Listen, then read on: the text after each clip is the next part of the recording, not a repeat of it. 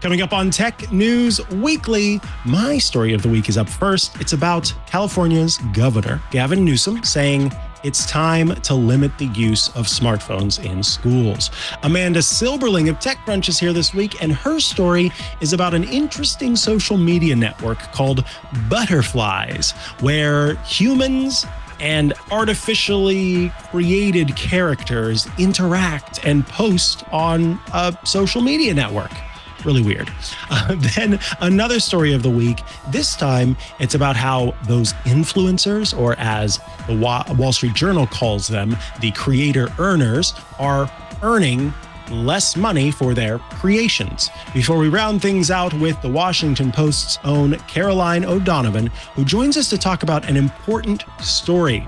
Amazon's One Medical has some issues when it comes to patient safety of its elder patients. All of that coming up on Tech News Weekly. Stay tuned. Podcasts you love from people you trust. This is TWiT. This is Tech News Weekly with Amanda Silberling and me, Mikah Sargent, episode 342, recorded Thursday, June 20th, 2024. California to limit smartphones in schools.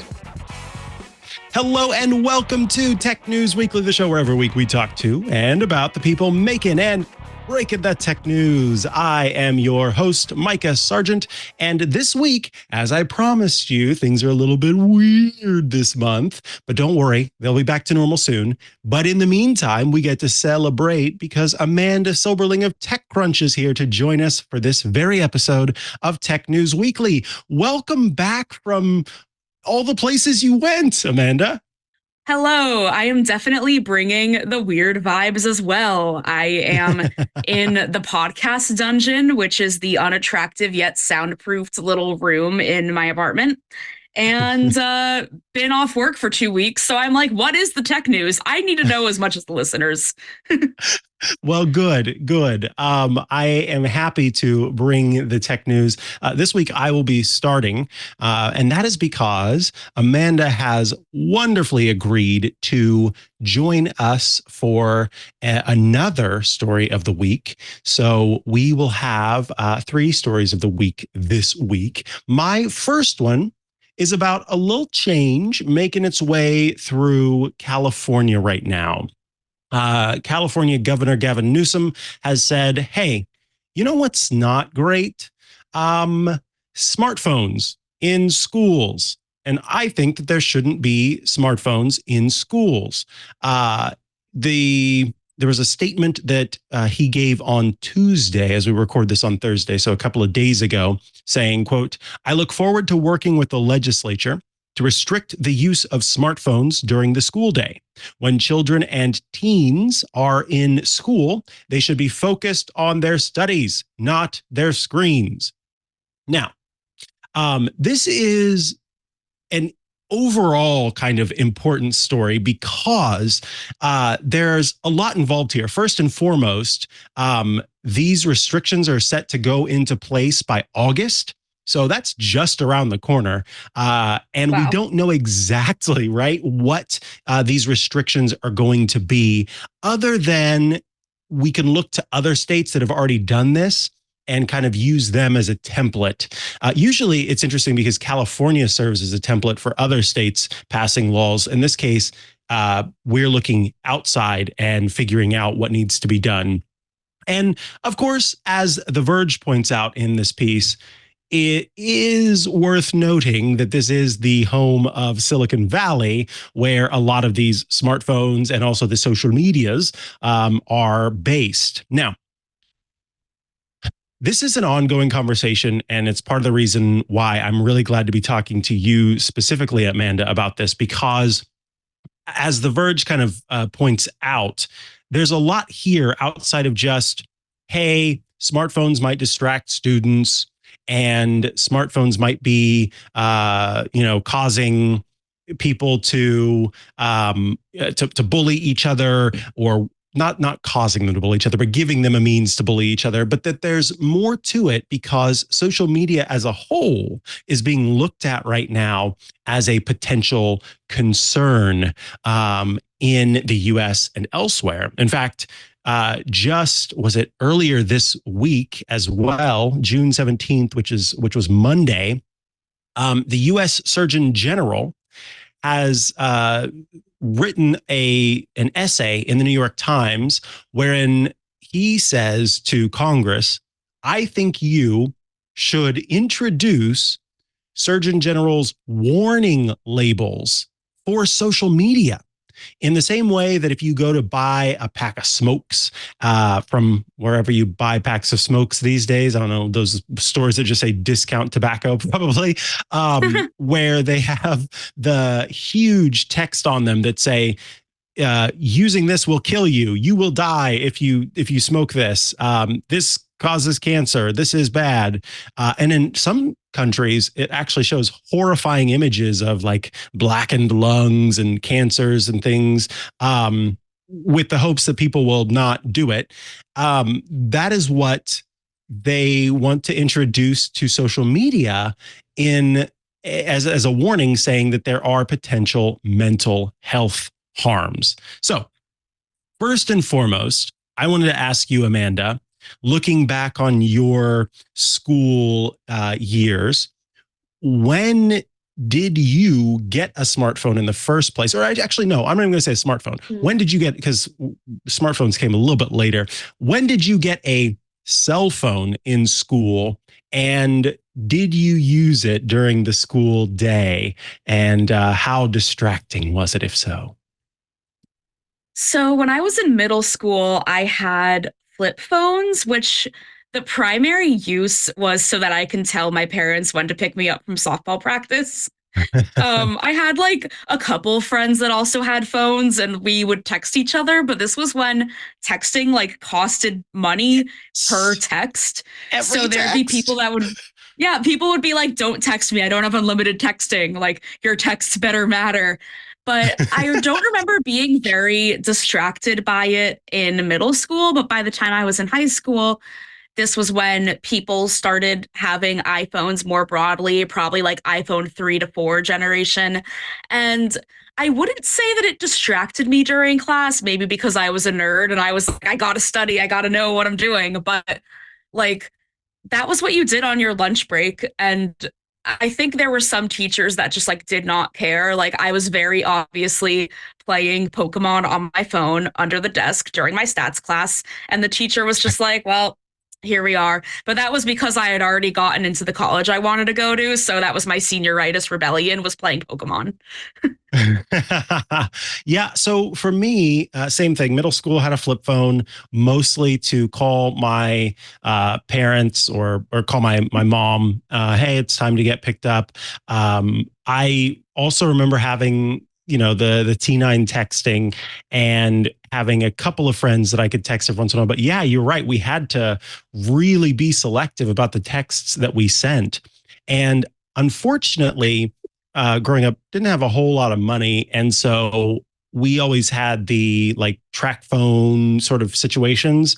And so I would go long periods of time without having a phone and then not having a phone for a long period of time until I could afford again, or my family could afford again to buy me one of the little cards that you bought at the store.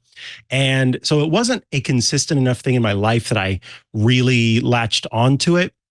In high school, still had a smartphone. By that time, a cell phone. It was a little blue Nokia phone that had a keyboard on it. And I was on my dad's plan. So I did have more stuff that I could do, but still within, limits. And so, yeah, I wasn't really texting in class or anything like that, mostly because my good friend and I would just pass notes back and forth to each other. It was still notes back and forth. Why even mess with the texting? The first time I ever got in trouble in school, which honestly I like barely got in trouble because I was so afraid of like any Same. failure of any nature. Same. That's the kind of kid I was. But the first time I ever got in trouble was for passing notes. And now I'm a writer, so it worked out. Yeah. Oh, you and I, kindred But- spirits, because same thing. I remember getting in trouble for passing notes and being mortified about it. But yeah, I mean, I understand now because, we all spend a lot of time on our phones, and you have kind of this, it's a change in the way that people think, in the sense that everybody who has one of these devices should be able to be reached at all times. And sometimes parents lack the boundaries that should be in place there too. I know at least a couple of folks who would, with their whole heart, say, I should be able to reach my kid at all times, every moment of every second, if I want to. And I understand that, given the concerns that are at school. But I can remember being in elementary school, middle school, and a little bit in high school, where we would have bomb threats and other situations, like a stranger that's walked into the school or whatever, and the parents just didn't have information until they had information, and it worked how it did. But now that has changed. I think, though, the larger conversation here, because there's a part of me that, okay, I know I'm jumping all over the place, but just anecdotally, I volunteer at a wildlife rescue. And part of that volunteering is I've started giving tours at the rescue, where we talk about the different animals, and we talk about how you can, to do right by them, et cetera, et cetera. It's not like a zoo or anything like that. And a kindergarten group came through, incredibly adorable, but also very, very, very difficult to keep their attention for even half a second. And I remember walking out of that tour after having done a couple of tours with adults and some older kids and feeling pretty successful. I remember walking away from that tour feeling like a failure, because I thought, there's nothing here that I did that kept their attention at all. And so all of that's to say, I feel for any teacher who is trying to teach a lesson and then looks out on her students, or his or her students, and sees just everybody looking down at their phones. And yeah, there's not an opportunity, I think, for learning in that environment. But yeah, it's interesting seeing the government get involved there, and what role the government can play in terms of setting up these regulations. What's that going to look like? Yeah, that was the question I had too about this, is who's enforcing the not being allowed to use phones? Because if it's teachers, I feel like that's already the case. If a student is clearly off task, the teacher would probably say, hey, can you put your phone away? But teachers are already the most overworked people. Teachers already have so much on their plate and are so underappreciated. And then now we're asking them to also be the phone police, which they kind of already have to do in a way. But I think sometimes these legislations strike me as a way for the legislators to say, look, we're doing something, but they don't actually change much. Although in my recent vacation that I'm now transitioning back from, I was visiting a friend in Puerto Rico, and her younger sisters, who are still in high school, their school is banning phones for the upcoming school year. So that was a point of contention.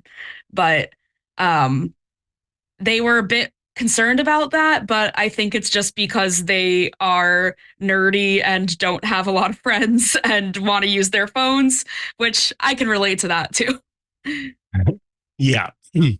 So when it comes to this, we are seeing kind of an addition to what was already in place, because there was, in 2019, Gavin Newsom signed a bill that authorized school districts to do this in the first place. It basically said, you have the right to put forth policies. And then in 2022, there was a focus on social media. And then now this latest thing is kind of even, it's like, hey, in 2019, I told you you could do it. I don't feel like you've done it. So now I'm going to require you to do it.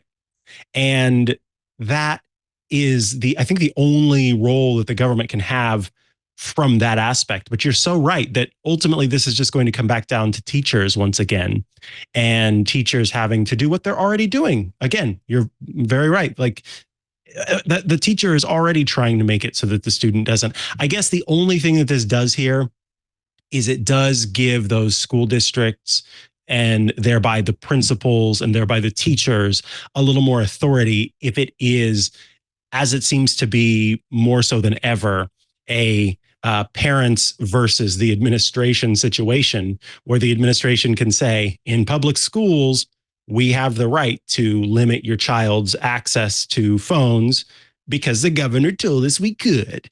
Whereas maybe before it was kind of like, well, this is the school district policy.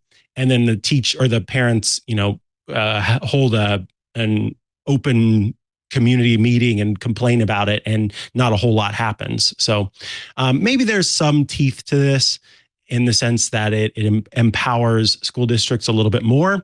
But by golly, it's been kind of frightening, I would say, seeing the shift that's taking place in the way that we're all reacting to social media as a country.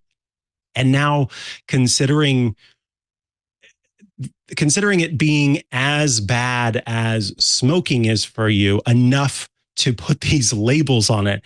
And once again, can you imagine every time you go to send a message on a social media platform or something, a pop-up says, Surgeon General's warning? That's, wow. I think that would get me to stop using social media. So maybe it would work. Yeah, I mean, it would just be like a user experience issue more than anything. But I don't know. I mean, I fundamentally do agree that I don't think kids need to be on their phones during school.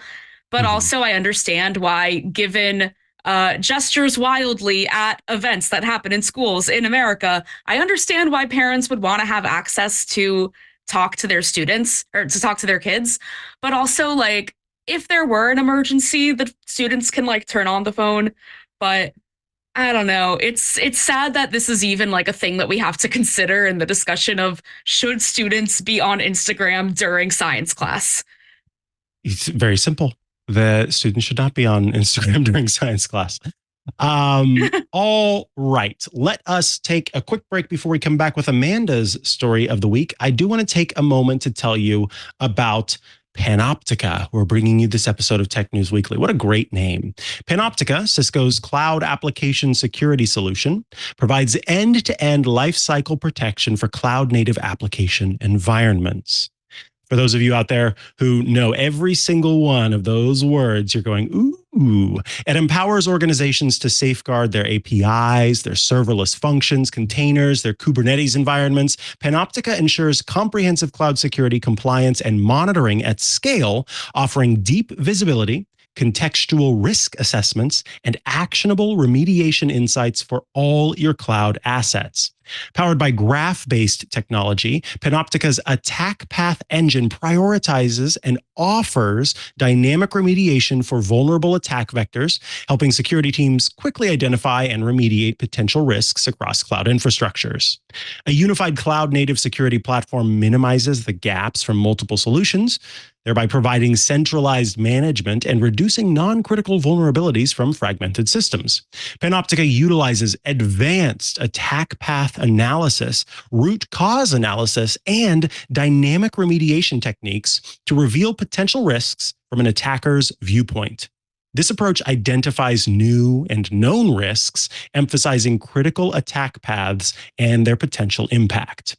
Panoptica provides several key benefits for businesses at any stage of cloud maturity, including advanced CNAPP, multi-cloud compliance, end-to-end visualization, the ability to prioritize with precision and context, dynamic remediation, and increased efficiency with reduced overheads. So visit panoptica.app to learn more. That's panoptica.app. Thanks so much to Panoptica for sponsoring this week's episode of Tech News Weekly. All right, we are back from the break, and it's time to get weird. Amanda, tell us about your story of the week. We already were weird. Now it's time to get weirder. But weirder. There you this go. Story, this story is about the app Butterflies, which was created by a former Snap engineer. It launched out of beta this week on Tuesday, and basically, it's what if Instagram, but everybody's an AI, and that might sound crazy, and it is, but it's kind of fun. You like create your own character as an AI, and you can make like several of them, and then they interact with other people's AI characters. And like, honestly, it's kind of fun. I don't know if I would see myself using this like for more than just, haha, I'm a journalist looking at an app and this is kind of funny. But it's really interesting to see how this technology has developed from like Lil Michaela, who was like an AI generated influencer like years ago, into now like there's so many of like you can make one right now, and then you have your little AI generated influencer, which I don't know if we need this, but it is kind of funny. So like, I was gonna show just so you can kind of talk about it. Can we remove my lower third, or is that possible? If not, I can pull up another view. There we go. That's a little bit better. Here, I'll do this too. And we'll just have to get rid of the frame there. Get rid of that frame and then no one will ever know. There we go. So I have a character a butterfly named Mako Ristretto, who was once a superhero and is now a cafe owner who, when making dishes in his cafe, adds like special superpowers that last for a day.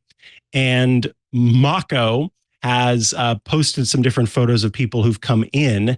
But yeah, I was not expecting it to be all of these different images posted from other accounts, but also you can post them of yourself. So I posted one of a flower, and I can't remember. I think somebody, let me see if I can see my photos here. Has anyone commented yet?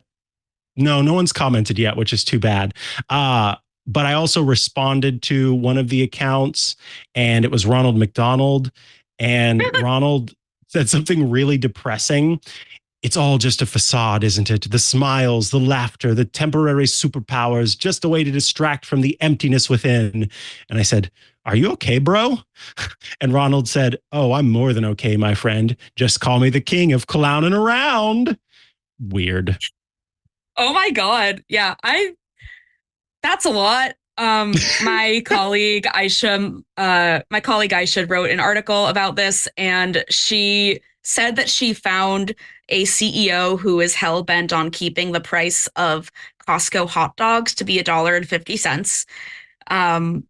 That's pretty good. I was just kind of playing around with this. I feel like this is literally like D&D character creation. Like the actual use case for these apps is like new D&D characters or like new campaigns. Calling it now, Wizards of the Coast will acquire butterflies.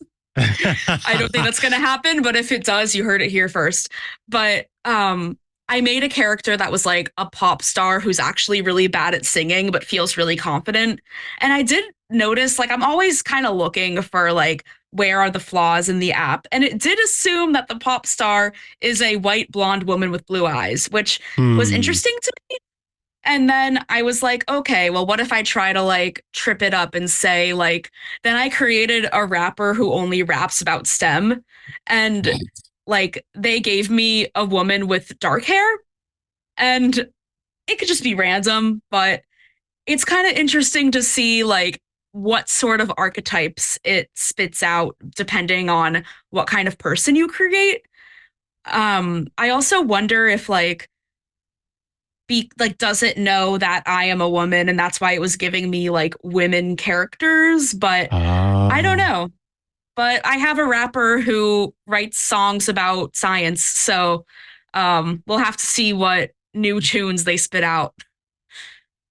Yeah. So this, there's this ongoing conversation, right, about a pandemic of loneliness that exists both in the US and I think around the world. And there are a lot of people in the world, and not all of them have access to everyone else.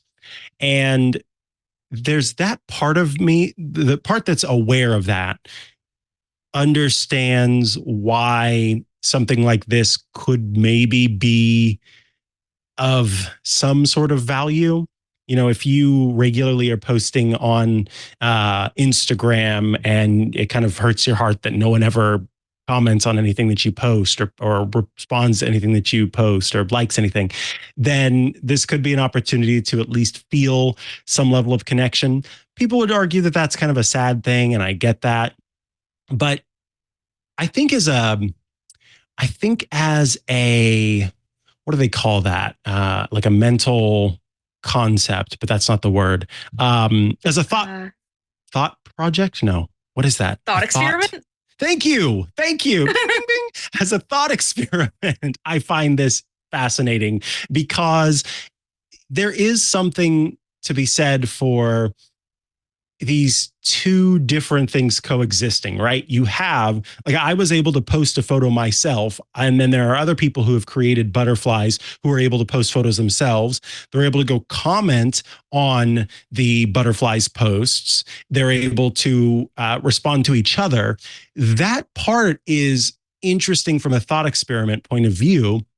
What happens whenever you get humans and AIs kind of interacting? I will say the least realistic aspect for me is that every single time you send a message to or comment on or reply to one of these butterflies, they always respond. And that is not like humans at all. There are times where a human is just not going to say anything back. And I think that if they randomized the replies or the interactions, that would make it feel a little bit more realistic, particularly on social media. But yeah, I thought it was kind of cool that, I thought when I joined, it was going to take a while for other posts to show up and that it was going to be kind of blank. And so having this like rich tapestry of other content out there was cool.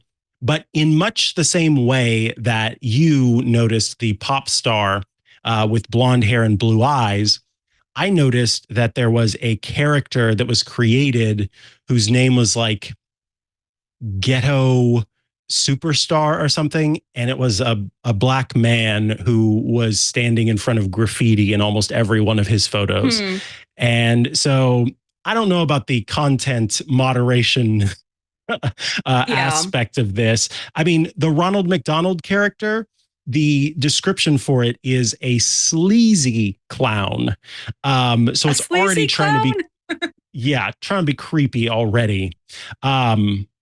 But, there are some characters who are not as bad, but I feel like, most of the sort of feminine leaning characters on this are incredibly busty, barely wearing any clothing, et cetera, et cetera. Which, I'm not surprised, but I think that they could do better than they've done with that. Yeah, I think this is like a recurring issue with generative AI, and one that I think should be taken a lot more seriously, because we've seen already that there are significant consequences when AI like mimics the racism of the people that make it. Like, we've seen that like facial recognition technology is being used in police departments in ways that disproportionately target Black people. And I'm worried that even though something like butterflies is pretty low stakes, this same technology is being used in so many different applications that we could see a situation where maybe the stakes are higher. I also think with butterflies in particular, I thought there was an interesting comment from the founder, Vu Tran, where he said, Growing up, I spent a lot of my time in online communities and talking to people in gaming forums. Looking back, I realized those people could have been AIs, but I still built some meaningful connections. Which, I mean, I don't know how old he is. I'm assuming he means like, in theory, these people seemed so distant that they could have been an AI. But I do still think there's something different about connecting with a real person as opposed to an AI, which, like, I had internet friends growing up too. And I think that those social interactions are still meaningful. And I think one of the ways that the internet can reduce loneliness is like, if you are someone who maybe like doesn't have a lot of friends at school and then you're part of an online community where you do get to know people and form those friendships. Of course there's risks to like interacting with strangers on the internet, but if you're doing this in a safe manner, that is a way for people to realize that maybe their experience of being a loner in high school is only temporary and high school's rough. That's the theme of the episode, is high school's rough. Yeah, I agree. That is the theme of this episode. Let's take another quick break before we come back with our third story of the week. I do want to remind everybody out there to join Club Twit at twit.tv/Club Twit for $7 a month, $84, well, $7 a month, which you can do the math for how much that costs per year. We have monthly subscriptions. Then you can join the club and gain access to some pretty great benefits. You first and foremost get access to every single Twit show with no ads, just the content. You also gain access to the Twit Plus bonus feed that has extra content you won't find anywhere else, behind the scenes, before the show, after the show, special Club Twit events all get published there, and access to the members only Discord server, a fun place to go to chat with your fellow Club Twit members and also those of us here at Twit.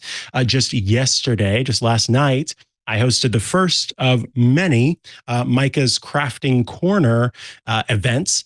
Once a month on the third Wednesday of the month, I and many others join together and work on crafts, and we all just kind of hang out and chat. And so last night was the first one of those, and I'm looking forward to seeing even more people there as we continue on, also working on crafts. Along with that, you gain access to the video versions of our Club Twit shows, including iOS Today, Hands on Mac, Hands on Windows, Home Theater Geeks, all of that stuff available as part of your Club Twit membership. But the most important thing, of course, is that warm, fuzzy feeling you get knowing that you're helping to support what we do here at Twit and make sure that we can continue to do what we're doing here at Twit. All righty, let us head back to the show with our next story of the week. So there is a popular job category. There's a popular vocation amongst the youth. When you ask a child what they want to be when they grow up, that has certainly changed over time. I remember when I was a kid, a doctor asked me what I wanted to be when I grew up, and I said, a preacher or a Looney Tune. And the doctor helpfully responded, what's the difference? But that is an aside. As I got older, I wanted to be a doctor. And then I wanted to go into advertising, not ad sales, but advertising design and all of that kind of stuff. And then I wanted to be a journalist, which is what I ended up actually doing. If you ask a child now what they want to be when they grow up, there is a growing answer. And that answer is social media influencer, or just influencer for short. The Wall Street Journal calls these folks creator earners. That is creator-earners. I don't know. Yeah, exactly. I'm the hyphen. I don't know why that's what they're going with, but that's what they're going with. And even in the piece, they're like creator earners, more commonly known as influencers. Anyway, I think I get it. It's because not all of them are actually actively influencing anyone. They are simply creating content and earning money off of that content. But point is, this piece is all about how there was a time where you could make a living being an influencer, and that time is slowly but surely passing us by. They profile a few different folks, including a 29-year-old named Clint Brantley, who, despite having, quote, more than 400,000 followers and posts that average 100,000 views, Brantley earned less than $58,084 in the last year, which is the median annual pay for full-time U.S. workers. So working full-time as a creator earner and making less than the median annual income. Now, that was just one example. There are quite a few examples of folks who are earning even less and are doing it part-time. And according to one group called NeoReach, 48% of these influencers made $15,000 or less, and it was just 13% who made more than 100,000 of all of the influencers out there. And apparently, this was wild to me. Of course, there are hundreds of millions of people who are posting videos and photos to social media. 50 million of them actually earn money from it. So I thought that was actually a big number. 50 million people out there earning money from posting videos and photos online and on social media. That number is just an estimate from Goldman Sachs. The Labor Department does not track the wages for creators, although perhaps that could change going forward. Now, this, of course, is kind of a multi-pronged issue. There are a lot of people out there who are doing it, so it's a crowded environment, much like podcasting. But there's also the fact that many of these social media platforms at one time offered quite a bit of money to the creators, but that money has decreased and decreased and decreased and decreased over time, where they're just not paying as much as they once did. At one point, there was that TikTok creator fund that was up to $1 billion from 2020 to 2023. Over time, folks are earning, not even $4,000 a month, despite having posts that are reaching millions and millions of people and getting millions and millions of views. There was one artist who, 26 years old, has 1.8 million TikTok followers. And in her entire time on TikTok has made only $12,000 from the platform, even though all of those ads that are showing around, between, in, and everywhere else, her posts are earning TikTok a lot of money. She herself has only received $12,000 from the company. There's also YouTube, who, now I would say arguably impressive. YouTube says that it has paid more than $70 billion to creators in the past 3 years. So that seems to be one of the places where you can earn the most money. Then there's also the concern, and many creators who are on TikTok, who are making money on TikTok, who are earning a living on TikTok, are worried about a future without TikTok in the US. And if that happens, that could have a huge impact on, these folks' incomes. There's, I can almost see the person in my head who says, well, that's what you get for relying on a social media platform to pay you anyway. Get a real job, stupid.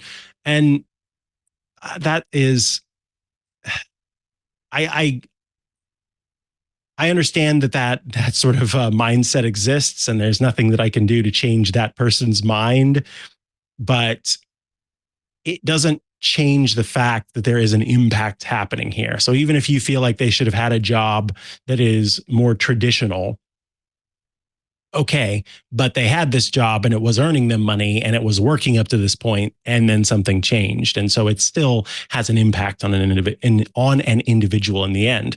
Not to mention that these jobs don't typically come with that little package of goodies that you get from a more traditional job, which includes health insurance and retirement and stuff like that. Amanda, you pay a lot of attention to social media. So I wanted to get your take on all of this. And if you have seen, maybe even from individual creators who are also kind of concerned about being able to make money going forward, and whether you think that a potential TikTok ban is going to have a big impact. Yeah, this is a really interesting question because as you pointed out, like TikTok historically is actually not really a big source of income for creators, which the fundamental difference between a platform like TikTok and YouTube, which, as you said, paid out $70 billion to creators in 3 years, which is wild. YouTube knows how to monetize its videos. Like when you see an ad go on before a video, or if you pay for premium, part of the revenue from that ad goes to the creator. It's 55%, I believe. And it's either 55 or 45. I mix them up, but that's a big percentage. And that's why there are people who could be full-time YouTubers and like make a really good living just by posting YouTube videos. But that's not the same for TikTok because they don't know how to monetize ads on short form video. Like, do you give the money to the creator whose video appeared directly before the ad or directly after, or like how is it split? It's like just a lot harder than if you're watching a YouTube video and you're like, I clicked on this video and then an ad comes up, and it's easy to say that ad revenue goes to the creator of that video. So it's been like a hot topic in the creator economy for years of how do you monetize short form video. That being said, I think TikTok is already like trying to solve that issue after creators had been complaining about it for years. They changed the structure of their creator fund to instead make creators able to monetize videos that are over a minute long and meet some other requirements. And under that, I think they're calling it the Creativity Fund. It's very confusing, or the Creativity Program. So there's the Creator Fund, which turns into the Creativity Program, which is not confusing at all. But creators have been making more money under that, but it still isn't really the same as like if you're big on YouTube. But I think that TikTok is still a really important slice of a creator's income because TikTok is easier to go viral on than other platforms just because like you can have like 5 followers and make an engaging video and people will see it. So Yeah. a lot of people like in more recent years will build their followings on TikTok and then they start a YouTube channel. And then if they have enough people that like them on TikTok, then maybe a fraction of those people check them out on YouTube and then they grow a following there. So TikTok isn't necessarily what is giving the money, but it is an important piece of the puzzle in how you grow an audience, which then leads to money. So I do think that a TikTok ban would be bad for creators, but at least the creators I've talked to who are more seasoned, this is kind of like something they've been preparing for and thinking of as a possibility since 2020 when Trump first proposed a TikTok ban. So they've had time to prepare, True. but I'm worried about like newer creators, which I would hate to see somebody be faulted just because they got into the industry like this year instead of in like 2018. Yeah, absolutely. I think that obviously is one aspect of it that that we have to be mindful of, and that we're seeing kind of play an impact. And there were some influencer places left off.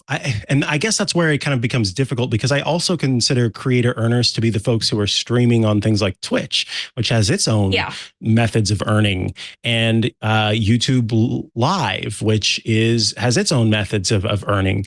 So there are a lot of different ways. And you're very right about folks who were in on the ground and ended up making a switch. I know for one, Leo Laporte's son, Henry or Hank, who goes by Salt Hank on social media, was a TikTok success and has been slowly shifting. I wish I could remember now. It's either to Instagram or to YouTube Shorts, but to one of those two places because he's had plenty of time. He's had that runway. But you're so right. There could be somebody who at one point had 5 followers, has done a series of hilarious things, and is now suddenly, faced with a lot happening.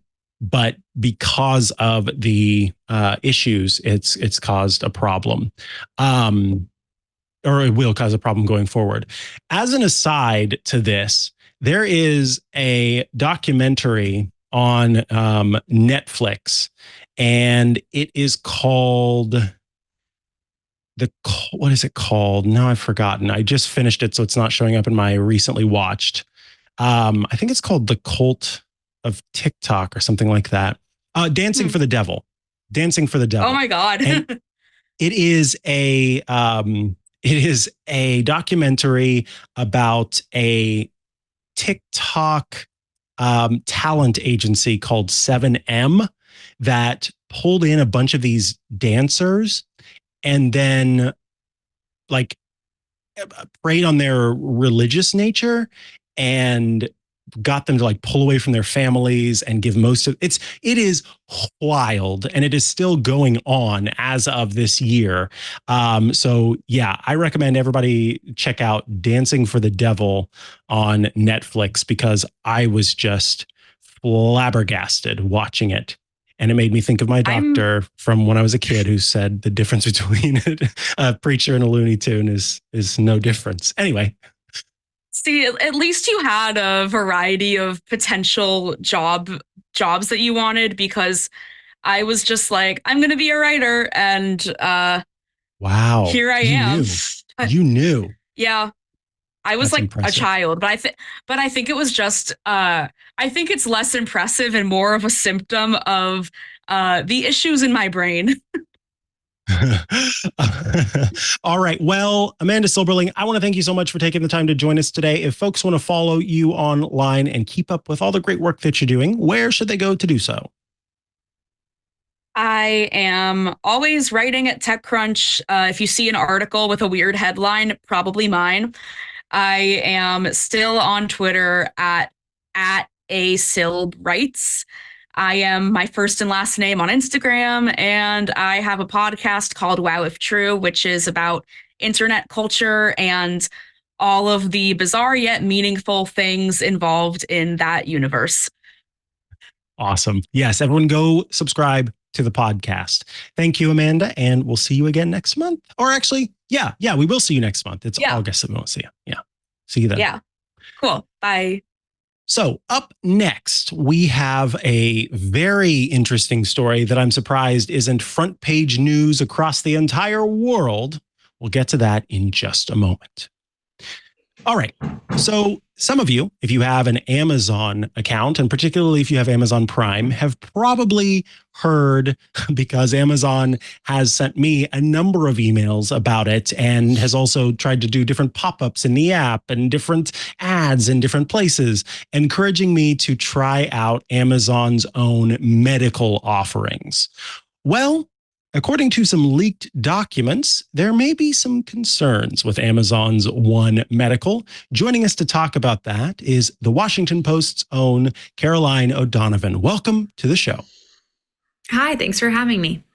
Yeah, pleasure to have you here. So I have to be honest, when I came across this piece, I thought, hello, why am I not seeing this in more places? But also, it's very cool that I am seeing it on the Washington Post, given the connections between the Washington Post and Amazon itself, which, of course, in every piece on the Washington Post, there's always a note that there's always a note of everything that's involved there. So let us get into the story that you have.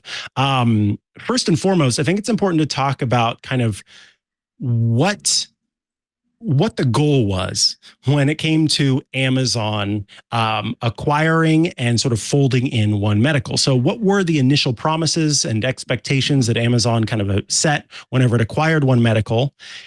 And then let's talk about how, well, actually, no, let's start there. Before we get into what's going on now, let's start with kind of what this whole idea was with Amazon, which is an online sort of shopping location, acquiring One Medical and offering medical services? Sure. So to your first point, yes, Amazon founder Jeff Bezos owns the Washington Post. I say that in every story that I write. So far, he hasn't given me any trouble about my coverage. But I do have that phrase pretty well memorized at this point. Amazon has actually been trying to get into the healthcare space for about 6 years now. Their first venture was called Haven, which is its most mysterious. It ended after 2 years. It was a partnership with Berkshire Hathaway and JP Morgan, and no one really ever found out what it was. But that did not cause them to give up hope, and they've continued to try. Kind of during COVID, if you go back in my articles from when I started as a reporter at the Post, they tried to do this in-home care startup called Amazon Care, where they were actually sending like nurses to people's houses and doing COVID tests and other basic healthcare offerings. That also did not work out. They shut that down. They acquired a pharmacy startup from the East Coast, from New England, called PillPack, which has since become Amazon Pharmacy. And they currently have an online clinic called Amazon Clinic, where they connect people who have common issues like acne or pink eye with third-party companies that provide sort of the very basic telehealth. But right after they shut down Amazon Care in 2022, they announced that they were buying One Medical, which is obviously a slightly bigger deal than just online telehealth, right? It's primary care clinics all over the country, tons of patients. And so I think people were really curious to watch that and see what was going to happen. Usually when Amazon buys a company, they kind of watch it for a year. That's sort of what they're known to do. They don't touch it for a while. They just observe how it works, look at the books, et cetera. And then about at the beginning of this year is when that period came to an end and they started making their little tweaks. What I didn't know until very recently, actually, until they started doing that and laid off some people. And then, people who are laid off tend to be upset and they tend to reach out to reporters with what they know, is that when Amazon bought One Medical had just acquired a senior healthcare company called Iora Health. And Iora Health was founded by this guy from Harvard. And the whole idea was that you were going to take this population of patients who are super expensive to Medicare because they're older and they're lower income, and you're going to just decide that you're going to lose money on them for the first 2 years that they're your patient. And they had all these perks. There were mahjong games and Tai Chi classes and free rides to your appointments. And the appointments were like an hour long, just like crazy stuff you would never see elsewhere in the healthcare space. And the bet by this man who founded this company, Iora, was that if you spent a ton of money on these people in the first couple of years that they were your patient, you could actually help them correct some of those chronic illnesses that they were dealing with, get their diabetes under control or get their heart condition under control and avoid hospitalizations and actually end up saving Medicare a lot of money in the long run. And it turned out to be a pretty good bet. It was pretty successful, at least in the early stages, and other companies copied that model. One Medical bought it, and then Amazon bought One Medical, which meant that by buying One Medical, Amazon also bought this patient population. They became responsible for all of these patients. And I think that what employees and patients have started to see is that maybe Amazon's not going to run that business the same way. Those perks that I was just talking about, started to go away. They don't do the free rides anymore. They're making those appointments shorter. And then what the story that we're here to talk about today is this call center that One Medical instituted after Amazon bought it. Yeah, so let's talk about this call center because that does seem to be at the center of everything here. Going from as many perks as were in place to cost cutting. There were errors made by the call center staff, and according to the documents. And so, can you talk about kind of those errors in particular, and of course, consequences therein? Yeah. So someone actually reached out to me with concerns, someone who's familiar with the call center, who was concerned that the people who are working on the call center didn't have the training and the experience that you would necessarily expect them to have, handling these incoming medical phone calls. Obviously, you don't necessarily expect when you call your doctor's office that the receptionist that you're talking to is a trained physician or anything like that. But the people who were working in this call center, some had, contacted me and said, this doesn't seem like it's working exactly the way it should. And I ended up receiving copies of these documents that that tracked incidents that happened in the call center. So it was people who actually worked in One Medical clinics around the country, people who were inside the doctor's office, were reviewing what was happening in the call center on the actual phone, on the phone calls, and saying, hey, this isn't going right. And there were dozens and dozens of these incidents. Some of them were, this isn't how you bill this, or, this patient is upset because he can't reach his doctor by phone anymore, and things like that. But then some of them, and the most concerning ones, were this question of failure to escalate, failure to accurately triage, right? So triaging is when I call a medical professional. I tell you what symptoms I'm experiencing, and the medical professional tells me what to do. You need to go to the ER. You should wait 2 days and see if you feel better, et cetera. And what seems to have been happening repeatedly in this One Medical seniors call center was that the call center employees were not always successfully identifying when the patients who were calling in were actually having symptoms that needed to be triaged right away by a medical professional. They were frequently scheduling an appointment for the next day, or whenever the person was free, which in some cases might even be sort of what the patient said they wanted, right? They might be saying, I want to see my doctor. But the reality is that, especially in an older patient population, like the one that we're talking about, sometimes what might seem like a not very important symptom actually is. So I've also seen copies of the training documents, right? And one of the very first one is if you're experiencing chest pain, if you feel a lot of pressure in your chest, that obviously could be, a heart attack, or there's other ones that could, maybe be a stroke. But if the patient doesn't necessarily say the exact words that are written in the instructions, someone who's only had a couple of weeks of training in this stuff, who maybe their last job was a call center for Comcast or something like that, they're not necessarily going to successfully identify those all the time. And that's the concern that people working in this call center shared with me, is that people are not accurately interpreting what these older patients from all around the country are saying. These older patients are accustomed to, when they dial this phone number, it goes to a doctor's office and they talk to someone they've actually met many times in real life. Now the number is going to a call center. They're kind of disoriented. They just kind of want to see their doctor. They don't really understand why they're talking to this call center. Something's getting lost in translation, and rather than getting transferred to a telehealth nurse, someone who with actual medical training who's supposed to be available on One Medical's phones to help these people, they were sort of just getting scheduled for appointments, or occasionally other mistakes, just like totally getting lost in the sauce, essentially. But that's the basics of what was happening. This idea that you have these older patients who are sort of confused as to why they're talking to a call center in the first place, calling in with symptoms, and the person on the other end of the phone not successfully making the right choice as to where to send them next. Yikes. And you talked about the reaction from some of One Medical's internal staff. It sounds like that's why you heard maybe about it. Can you tell us about what maybe healthcare professionals, what experts, what other staff are saying about this? Were you able to get any comments from anyone on this, or is it very hush-hush about the concerns herein?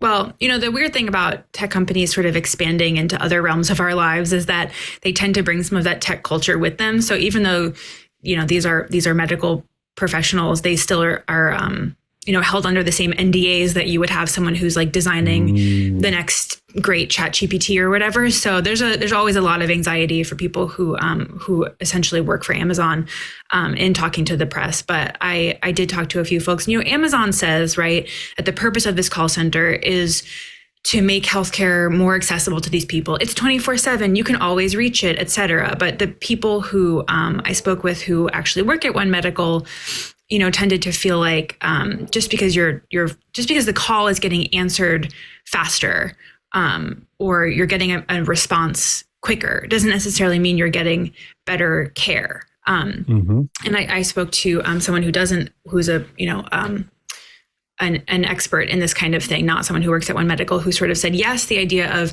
access to care improving through more telehealth, through the internet, that kind of thing, it is a good idea, but you have to make sure that the people who are receiving those messages are trained and skilled enough to be able to take them. In reporting this story, I was hearing, and you do hear when you speak to patients of One Medical, that there is a lot of turnover among doctors, that doctors are leaving very frequently. Amazon told me that if that was the case, it was probably because they had shortened the appointment windows, which translates to more patients per day per doctor. So basically Amazon was sort of saying, we made the doctors see more patients a day, do more work in a day, and they didn't like that. So that's why they're leaving. That's not necessarily what I heard from employees. I wasn't ultimately able to talk to any doctors on the record who wanted to share their experience of why they quit One Medical, but it definitely seems like people, especially at the doctor level at One Medical, are trying to find other places to work. Wow, understood. Now, this is because you talked about how Amazon acquired One Medical, and in doing so, acquired this group that's underneath it. So then I'm curious, in your investigation, did you find differences in patient care experiences between, the regular services that One Medical provided that weren't part of this sort of acquisition that was underneath it, and then those services themselves where everybody's going to that Tempe call center? Yeah. I mean, I think the One Medical that you're talking about is the one that I think, I live in San Francisco. I used to work at BuzzFeed. A lot of people I know work, at tech companies. And the people who tend to use One Medical are people who work for companies like that, who get a membership through their employer. And, I went once when I had a One Medical membership back in the day for carpal tunnel from using my computer too much. That's the kind of thing. It tends to be younger, healthy, urban professionals who are members of One Medical. You pay an annual fee so you can use this app, so you can just quickly text your doctor. It's all kind of very shiny and smooth. They call it concierge medicine. And maybe you get a little frustrated when they bill you hundreds of dollars because you had a cold and nothing even really happened, but it's whatever because you have really good private corporate health insurance. And I think when Amazon bought that business, a lot of people felt like, oh, well, that makes total sense because Amazon is all about convenience. It's all about getting things taken care of really quickly. And maybe they would actually be really good at that. And let's be honest, if you're having an emergency, you're not going to One Medical, you're probably going to urgent care of the emergency room. So it's not right. Maybe people had definitely had questions around, giving a company that already knows so much about you access to your medical data, and you can have a whole conversation about privacy and whether or not you think that Amazon does a good job of protecting people's privacy. But that was the main conversation around that part of One Medical. But that part of the business operates pretty differently from the part that this story is about. So that side is, like I said, for mostly people with private insurance, you're paying per visit. And the patient population tends to be a little bit younger and a little bit healthier. The thing that I'm talking about is people on Medicare who actually don't even have access to the One Medical app, something that I didn't totally understand. And medicine is really hard, from a software perspective. It's really, you can't just, quickly spin something up and merge things because there is so much private sensitive data that you have to be really careful. So it wasn't, my understanding is that it hasn't been easy for One Medical / Amazon to build an app for this senior patient population because it's never existed. So their only way for them to reach the doctor was to call the doctor's office. And those are the calls that are now going to the call center instead. So it's the same branding. And like we say in the story, they are, the whole, writ large, what Amazon is trying to do with all of its healthcare pieces. And you could read about this in great detail in Andy Jassy's shareholder letter from last year, if you so choose. But they have all these disparate pieces. And now they're kind of slowly trying to synergize them and make them cohesive so that you go to One Medical and then you get an Amazon pharmacy prescription delivered to your house by a drone before you even get home. That's the kind of vibe that they're going towards. But for this particular, and this is sort of what happens, right, is you buy a thing because it has a lot of value for a lot of people. You want to scale it, but there's always going to be little tiny populations of vulnerable people and use cases that it doesn't quite work that easily for. And I think that's kind of what we found here with these seniors. So they don't even have the app. They can only now call this call center. Wow. And that's it. It's upsetting to the acquisitions that take place within healthcare in particular. And it's a little off topic, but at the same time, it is about that. There was recently a hack that took out a payment processing platform. And because all of the various payment systems, healthcare payment systems that once existed had slowly but surely been acquired by one or two big companies, by taking out that one, it had completely brought half of all of the US's healthcare industry to a standstill because of that acquisition. And then you hear about this where, they once had better care. They have no control over the acquisitions that take place and kind of having the care of Amazon. And that's how you kind of end the piece, is with the quote, I don't want Amazon taking care of me. It's no surprise that they're feeling that way, because it seems like every situation requires this, hike up a hill and all of this work to even get through to anybody and get any kind of care at all. It seems very frustrating. And I hope, based on, what you're saying there with the plans that they have going forward, that there's going to be improvements. Anything that we might have missed that you want to cover about your piece? Of course, everyone should go over to the Washington Post and read it again and share it around, for goodness sake. I think more people need to know about it. Yeah, like and subscribe. That's all. Exactly. Subscribe to the Washington Post. I want to thank you so much for taking the time to join us today. Of course, folks can head over to washingtonpost.com to check out this piece or look for the link in our show notes. But if they want to follow you online to keep up with what you're doing, is there anywhere they should go to do that? I don't know. I think I have a Blue Sky account these days. I think it's at CEO Donovan, but I never really use it. I'm sad about the state of social media. So read the Washington Post. And I would say that if we're interested in how what they call One Medical commercial, the normal one, the one that we think of, we're interested in learning more about how they bill people. So if you have a One Medical billing story as a patient, or better yet, as an employee, do reach out, because I'm interested in hearing your story. So that it's caroline.o'donovan@washpost.com. Beautiful. Thank you so much for your time. And I'm sure Thanks for having me. Alrighty, folks, that's the end of this episode. Yes, the episode. This episode, the show publishes every Thursday at twit.tv/TNW. That's where you can go to subscribe to the show in audio and video formats. I mentioned Club Twit during the show, so I'll just briefly say $7 a month, twit.tv/clubtwit. Join the club. We greatly, greatly appreciate it. It makes so much of an impact. If you'd like to follow me online, I'm at Mikah Sargent on many a social media network, but I, like many others, and including Caroline, am, meh about that. So I'm not on the social media as a whole lot, but you can head to chihuahua.coffee. That's CHIHUAHUA.coffee, where I've got links to the places I'm most active online. Check out Hands on Mac and iOS Today, which will publish later today as part of Club Twit, and also to the public as audio versions. And of course, you can always check out Ask the Tech Guys on Sundays, which is the show I co-host with Leo Laporte, where we take your questions live on air and do our best to answer them.